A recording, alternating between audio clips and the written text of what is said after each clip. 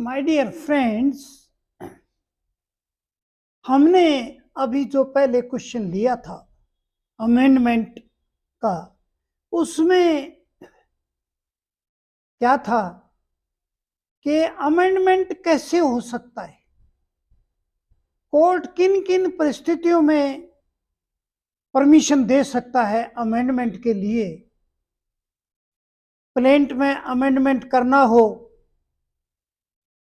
जब वो इनकम्प्लीट हो या डिफेक्टिव हो या और कोई कारण हो, तो कोर्ट किन किन परिस्थितियों में परमिशन देकर के अमेंडमेंट करवाया जा सकता है, ये क्वेश्चन था पहले वाले वीडियो में। और अब ये क्वेश्चन क्या है, अब ये उसका अपोजिट है। क्या है? When can amendment be refused by the court, यानी अमेंडमेंट किन परिस्थितियों में कोर्ट रिफ्यूज करता है, अमेंडमेंट की परमिशन कोर्ट नहीं देता है।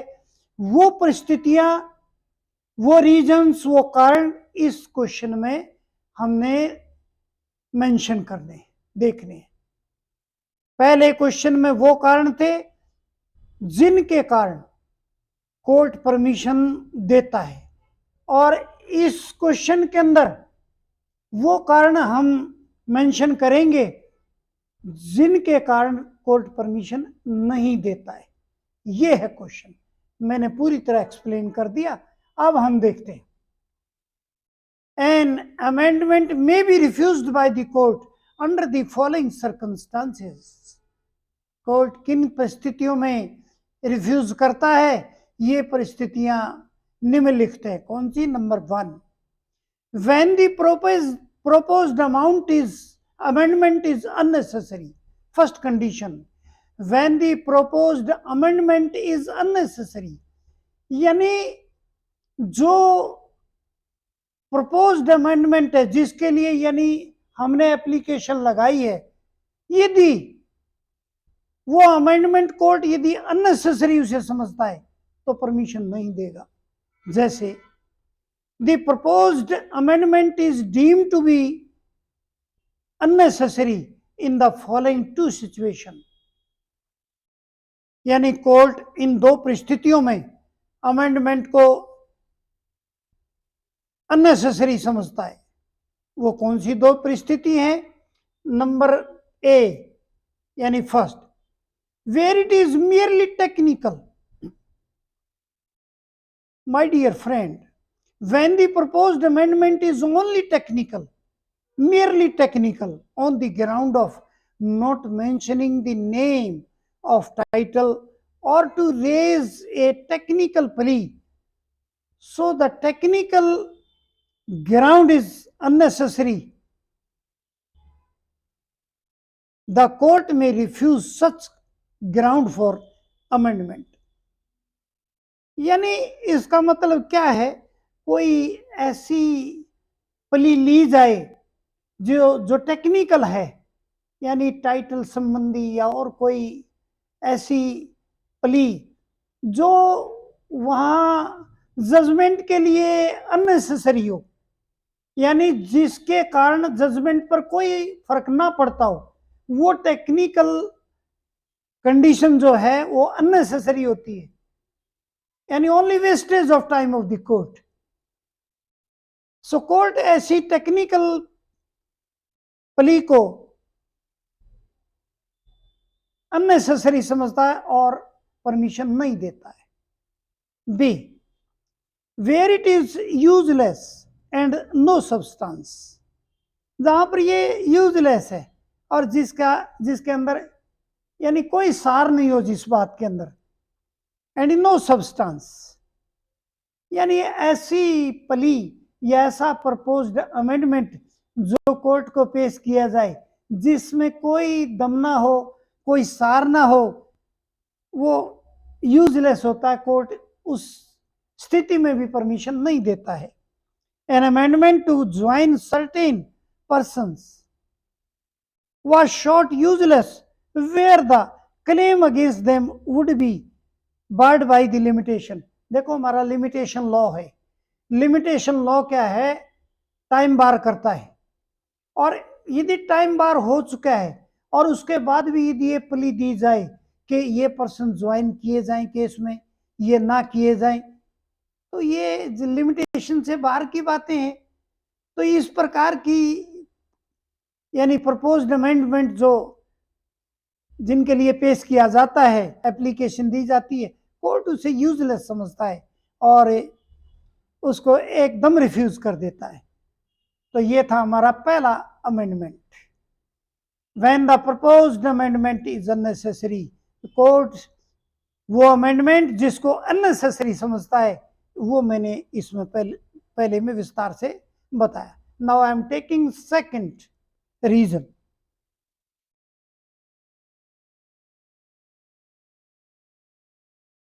My dear friends, now I am taking second amendment, which is refused by the court. When the proposed amendment causes injury to the opposite party, such an injury may result in the two situations.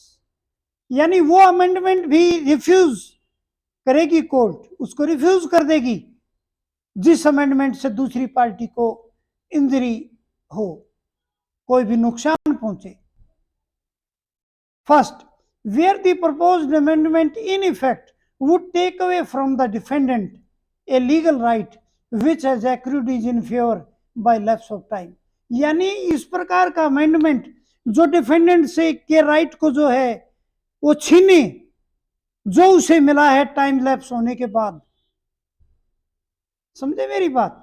यानी जो time lapse होने के बाद एक opposite party को या defendant को मिल चुका है और उसको छीनने के लिए कोई अमेंडमेंट पेश किया जाए, वो मान्य नहीं होगा, उसे कोर्ट रिफ्यूज कर देगा। Second, where the plaintiff suit would be wholly displaced by the proposed amendment, इस प्रकार का अमेंडमेंट भी रिफ्यूज कर दिया जाएगा कोर्ट द्वारा जो प्लेंटिफ के शूट को ही जो है यानी डिस्प्लेस कर दे, खत्म कर दे, ऐसा कोई अमेंडमेंट कोर्ट में नहीं चलेगा। थर्ड, ये था सेकंड के दो पार्ट थे ये, फर्स्ट एंड सेकंड। और नाउ थर्ड ये amendment, when the proposed amendment changes the nature of the case.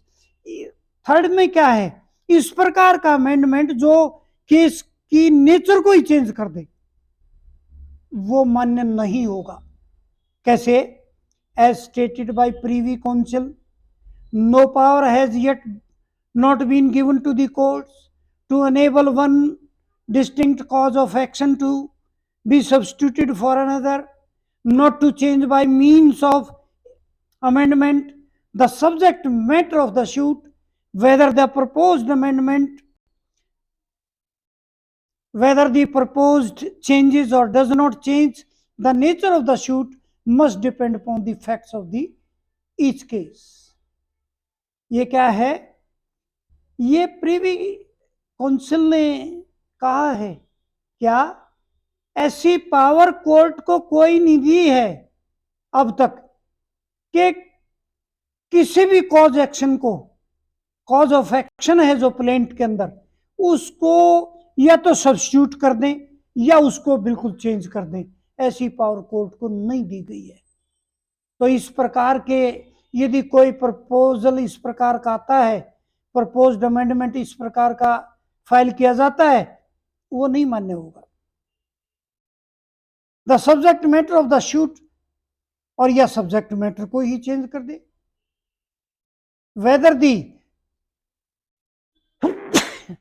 whether the proposed amendment, the subject matter of the suit, whether the proposed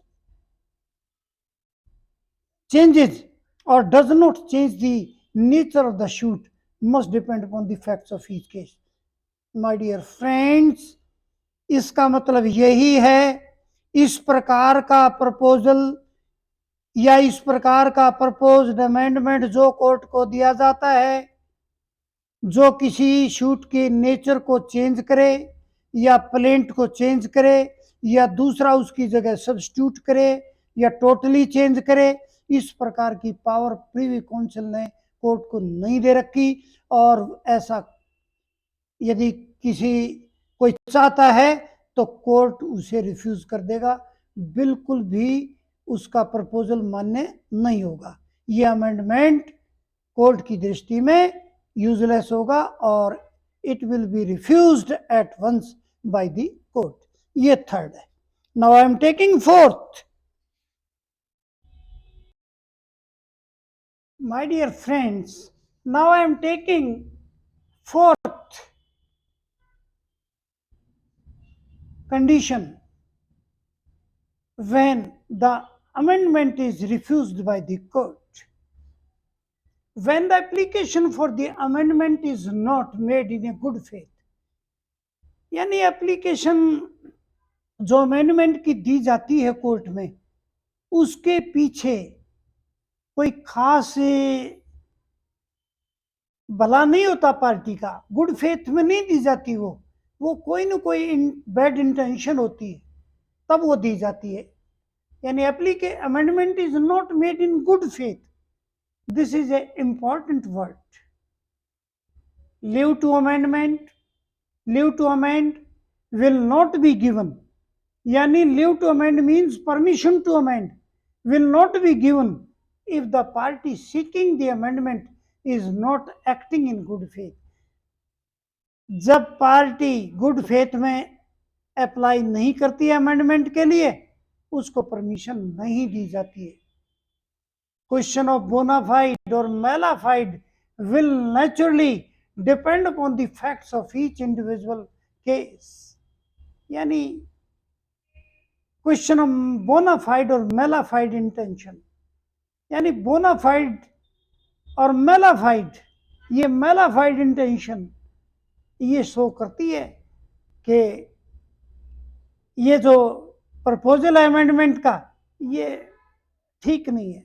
will naturally depend upon the facts of each individual case, where a party well familiar with certain facts but kept them deliberately concealed before the trial stated and later on moved an application on the basis of those concealed facts.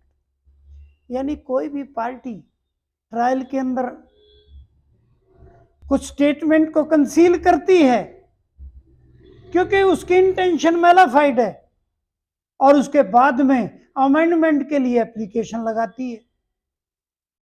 तो इस प्रकार की जो intention है वो mala fide intention कहलाती है, और वो एप्लीकेशन जो अमेंडमेंट में दी जाती है अमेंडमेंट के लिए, वो गुड फेथ में नहीं होती, और कोर्ट इस प्रकार की एप्लीकेशन को तुरंत रिजेक्ट कर देता है। This is the fourth condition. अब फिफ्थ कंडीशन में देखिए, when there has been excessive delay in filing the amendment application.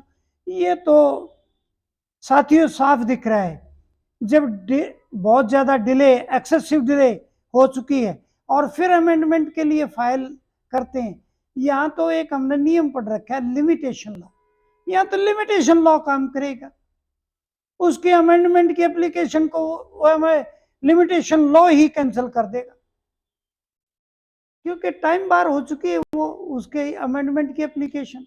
इसलिए इस केस में तो अमेंडमेंट पॉसिबल नहीं है, क्योंकि बहुत डिले हो चुका है अमेंडमेंट की एप्लीकेशन या प्रपोजल जो भी है, और उसमें लिमिटेशन लॉ अपना काम करेगा। यानी it is true that delay as such as is not destructive of the right of a party to seek permission for amendment if is pleading, but it is equally true that the excessive delay violates the limitation law. यानी वो कोशिश भी करे किसी प्रकार की कोई अपनी बात रखे भी कि नहीं सर मुझे ये परमिशन दे दो, तो लिमिटेशन लॉ अपना काम करेगा, उसको परमिशन नहीं देने देगा। तो प्यारे विद्यार्थियों, प्यारे साथियों, मैं ये पांचवा जो आपके सामने रिफ्यूजल का पॉइंट रखा है, ये भी इंपॉर्टेंट है। इसमें लिमिटेशन लॉ काम करता है और अमेंडमेंट को कोर्ट द्वारा रिफ्यूज इसी के बेस पे किया जाता है। साथियों, मैंने अब ये सारे पॉइंट आपके सामने रख दिए। किन किन पॉइंट पर कोर्ट रिफ्यूज करता है, अमेंडमेंट को रिजेक्ट करता है, ये मैं ऐसा समझता हूं कि सारे आपको क्लियर हो गए होंगे। और अंत में मेरी वही एक बात है साथियों, मेरे चैनल का नाम है मैथ्स बाय धर्मवीर सिंह डबास, इसको सब्सक्राइब अवश्य कर दें। और मैं इसी प्रकार से आपके सामने बहुत अच्छी अच्छी वीडियो लेकर आता रहूँगा और उसका लाभ उठाते रहिए। अंत में धन्यवाद।